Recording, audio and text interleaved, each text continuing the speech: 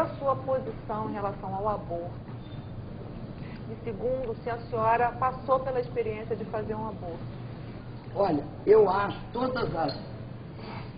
eu duvido que alguma mulher, e acho que, por exemplo, falando com você sabe disso, defenda e acha o aborto uma maravilha. O aborto é uma agressão ao corpo, né? Além de ser uma agressão, dói, né? Além de doer, imagino que a pessoa saia de lá muito baqueada.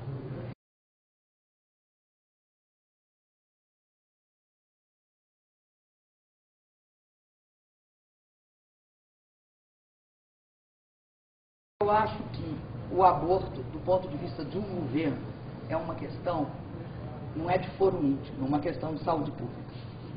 E que você não pode hoje segregar mulheres e deixar que certos métodos, que hoje são encontradiços,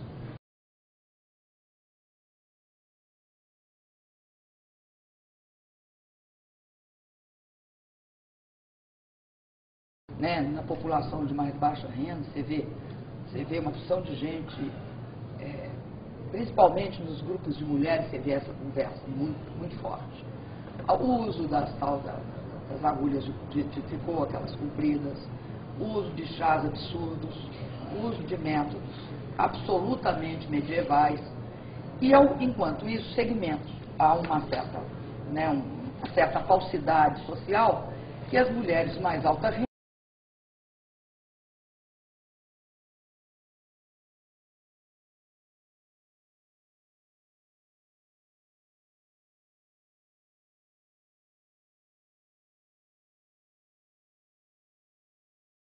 coisa é enfrentar a realidade que existe. E a realidade que existe é essa que eu estou dizendo. Uma parte da população não tem acesso a esse serviço. Ministra, essa questão e várias outras... legalmente a favor de uma legislação que obrigue a ter tratamento para as pessoas, para não correr risco de vida, igual nos países desenvolvidos do mundo inteiro. Tratamento pós o aborto, não. A pessoa está defendendo a criação de um atendimento público para quem quer abortar. Para quem estiver em condições de fazer o aborto, ou querendo fazer o aborto. Ou seja, é um ato Independente de escolha.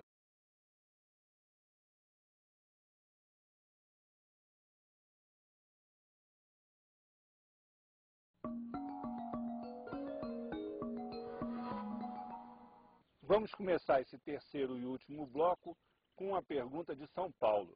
Gostaria de saber se o Lula é a favor do casamento homossexual. Olha, eu a vida inteira defendi o direito à união civil. Sabe, eu acho que nós temos que parar com uma certa hipocrisia nesse país, porque a gente sabe que existe. Sabe, tem homem morando com homem, tem mulher morando com mulher, e muitas vezes vive bem, sabe, de forma extraordinária, constroem uma vida junto, trabalham junto, sabe? E por isso eu sou favorável. Eu acho que nós precisamos parar com esse preconceito. Cada ser humano vive a sua vida do jeito que bem entender, desde que não moleste a vida dos outros. O senhor pensa, no caso do governo, adotar alguma medida para facilitar a vida das pessoas, enfim, dos homossexuais que vivem em família? Por exemplo, permitir a concessão de pensão previdenciária e outros... Adoção de... Várias câmaras de vereadores já aprovaram, várias assembleias legislativas já aprovaram, e tem vários projetos no Congresso Nacional. É aprovar que nós temos que fazer. Olha, eu participei... A encontrar a localidade para atender o público que nós queremos. Ou seja, nós precisamos mostrar para o empresário que é melhor ter um cinema do que ele vender a sala para uma igreja qualquer.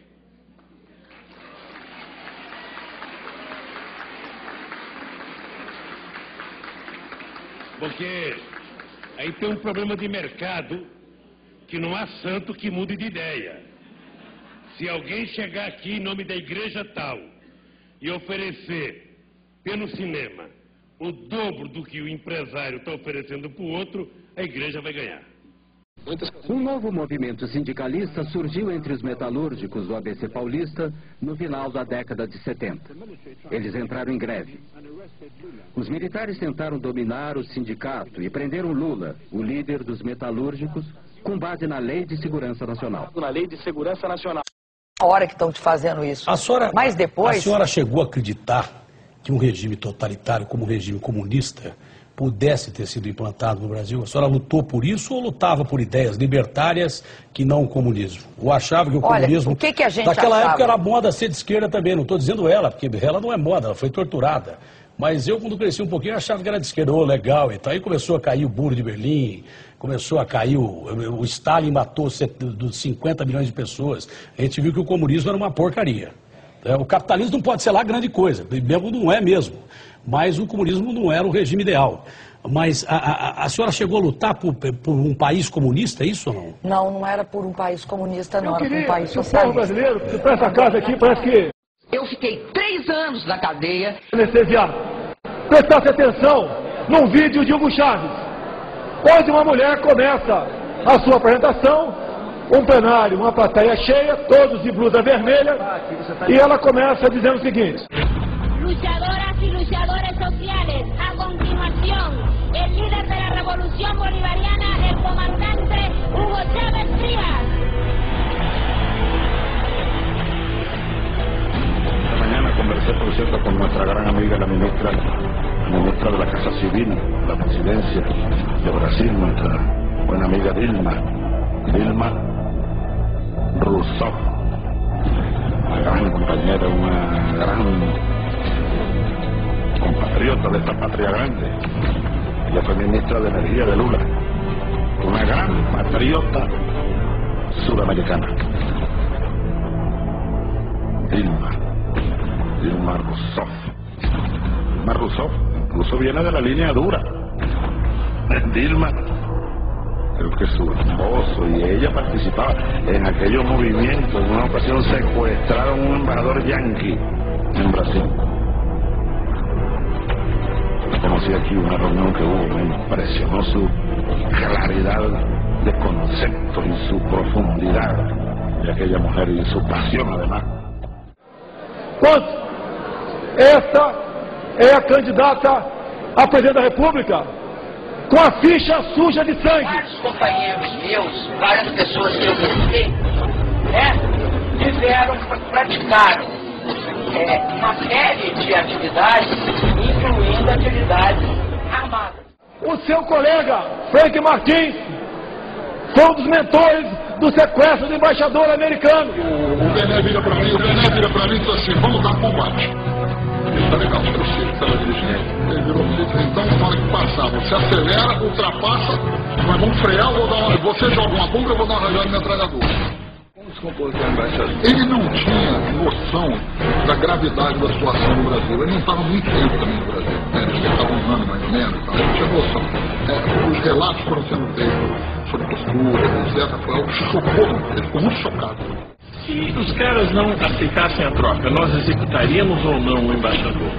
Eu não tenho dúvida nenhuma. A decisão era de executar. Eu entendo perfeitamente os meus companheiros que foram condenados por ação armada. Mas lamentar a aprovação desse título para a ministra Dilma Rousseff, tanto pelo seu passado de ações terroristas, de participação no assalto ao cofre do então governador Adhemar de Barros, cujo dinheiro serviu para financiamento de guerrilhas, de ações terroristas nas ruas do nosso país. Eu, especificamente, tive uma participação armada. Posso votar a favor da homenagem a uma pessoa com passado e com presente de Dilma Rousseff. Quanto à questão da minha militância no Brasil, eu quero dizer para vocês, eu tenho o maior orgulho dela. Eu não renego nenhum dos atos daquele momento. E mais uma vez meu lamento pela aprovação de homenagem a uma terrorista como foi Dilma Rousseff. Então, meus companheiros, façam uma campanha por ficha limpa. A ficha da Dilma está suja de sangue, com sequestros, com execuções, com assassinatos, com toda a ordem de crime, sem querer ofender ninguém. O bom candidato para ela, a vice, é o Fernandinho Beiramar. Opa, tudo bem? Inclusive, quando ela esteve no programa do senhor Gimenez, fazendo um omelete, para concluir, eu quero dizer que a especialidade dela de omelete é coquetel molotov. Teve, povo brasileiro, antes de votar numa candidata com um passado tão sujo como esse.